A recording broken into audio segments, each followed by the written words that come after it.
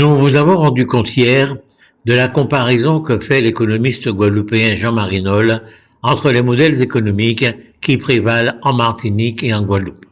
Voilà ce qu'il écrit encore à ce propos.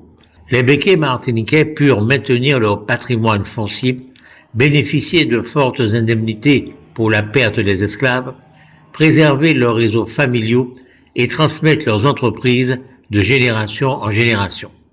C'est cette continuité historique qui explique aujourd'hui leur puissance économique et leur capacité à investir hors de leur territoire d'origine, notamment en Guadeloupe. Là où la Martinique a connu une adaptation progressive de sa bourgeoisie aux transformations du capitalisme, la Guadeloupe a subi une rupture brutale qui a laissé un vide durable et qui explique le paysage actuel de son économie. Privée de classe capitaliste nationale, capable de porter un projet économique autonome, la Guadeloupe s'est trouvée progressivement intégrée à des logiques exogènes. D'abord celle de l'État colonial, puis celle de l'État assimilationniste, enfin celle des grands groupes métropolitains et martiniquais. Fin de citation. Voilà ce que pense donc un économiste guadeloupéen. Mais il ne semble pas vivre cela comme une manière de malédiction.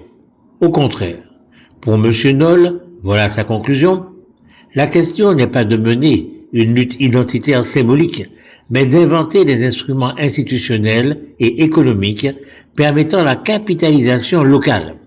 C'est l'occasion d'aller de l'avant. Il faut, préconise-t-il, inventer des instruments institutionnels et économiques permettant la capitalisation locale, des régimes fiscaux incitatifs pour l'investissement local, des sociétés foncières citoyennes pour l'acquisition progressive de terres et d'actifs productifs, l'encouragement des participations croisées entre alliés locaux, des cadres réglementaires protégeant les petites et moyennes entreprises contre la captation oligopolistique. Et voilà, c'est ça que propose un éminent économiste guadeloupéen.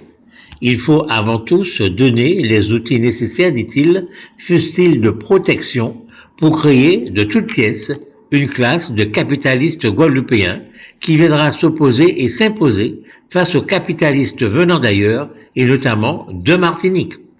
Comme on voit, finalement, pour lui, les béquets martiniquais constituent tout simplement une classe bourgeoise héritée de l'histoire et acquis. Concernant la Guadeloupe, il convient simplement d'opposer une classe bourgeoise guadeloupéenne qui serait fabriquée de toutes pièces, aujourd'hui. Là d'où vient la classe bourgeoise martiniquaise, les moyens qu'elle a utilisés pour exister, son mode d'existence aujourd'hui, n'interpelle pas du tout M. Nolle. Un tel détachement, si on peut dire, est-il possible chez les Martiniquais? Un tel détachement est-il souhaitable chez les Martiniquais? Eh bien, à chacun d'y répondre en son âme et conscience.